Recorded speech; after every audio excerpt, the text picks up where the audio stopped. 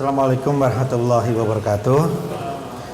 Teman-teman media, baru saja Forkopimda plus Ketua MUI plus Ketua IDI plus Ketua HIPMI plus Ketua KNPI dan Ketua Karang Taruna melakukan pembahasan menentukan langkah lanjut ke depan.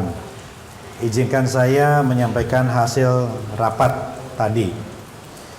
Yang pertama adalah Kota Bogor dengan melihat perkembangan yang ada baik di dalam Kota Bogor maupun kebijakan yang diputuskan di DKI Jawa Barat, memutuskan untuk melanjutkan pembatasan sosial berskala mikro atau PSBM selama 2 minggu ke depan. Itu poin pertama. Poin kedua, disepakati untuk dilakukan penguatan di wilayah. Jadi kami semua akan berkolaborasi, akan menguatkan pengawasan di RW-RW RT yang saat ini masuk kategori zona merah. Betul-betul akan dilakukan restriksi aktivitas yang ada di sana. Inilah yang disebut dengan PSBM mikro. Yang ketiga, kami bersepakat untuk membangun sebuah kolaborasi dengan membentuk unit-unit di bawah gugus tugas yang dipimpin oleh Bapak Wakil Wali Kota, yaitu menguatkan unit edukasi dan unit pengawasan. Unit edukasi ini akan melibatkan dokter-dokter yang dikomandani oleh Ketua IDI dan juga akan melibatkan para tokoh agama. Ada MUI dan juga ada FKUB. Unit edukasi inilah yang akan secara gencar setiap hari berkeliling untuk memberikan pemahaman tentang COVID-19. Karena menurut kita pondasinya adalah edukasi. Yang kedua adalah unit pengawasan.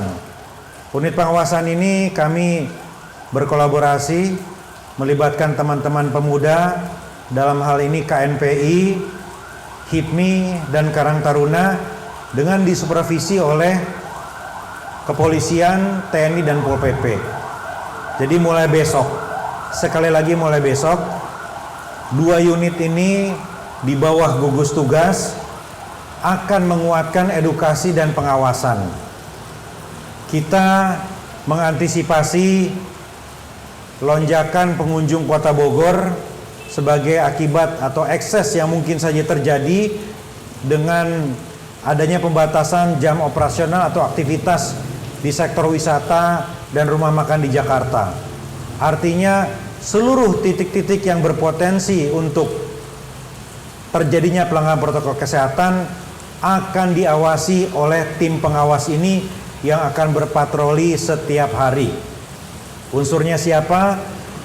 Teman-teman pemuda di bawah koordinasi KNPI, Karang Taruna, dan juga HIPMI dengan disupervisi oleh TNI, Polri, dan Pol PP.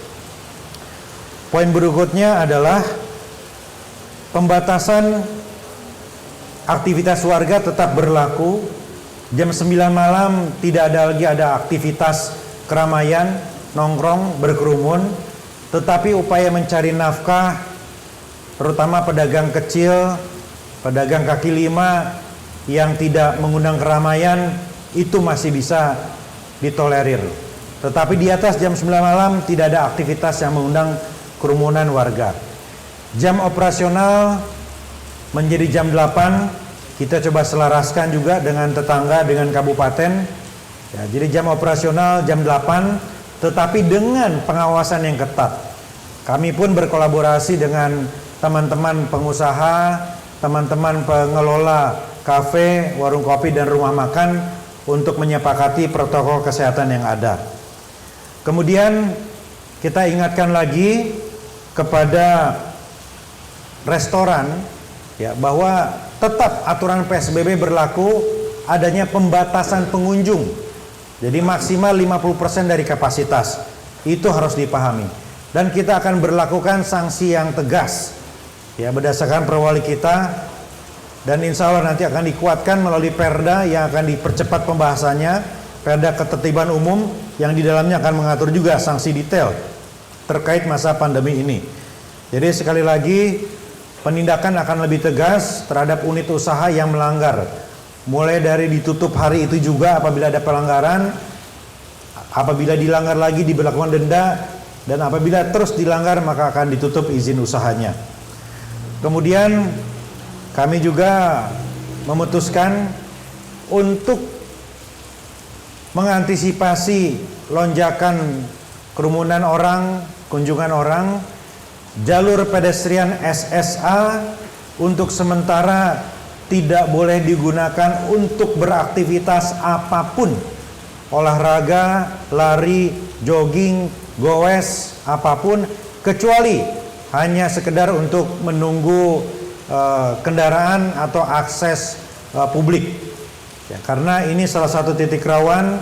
Jadi untuk menghindari kerumunan di pusat kota, salah satunya langkah kita adalah menutup jalur pedestrian dan tempat-tempat olahraga lainnya yang dikelola pemerintah itu tetap tidak dibolehkan untuk beraktivitas di sana.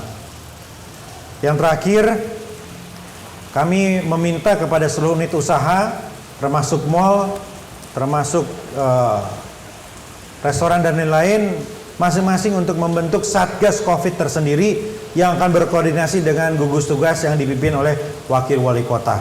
Sekali lagi, Satgas Covid dari masing-masing unit usaha tadi.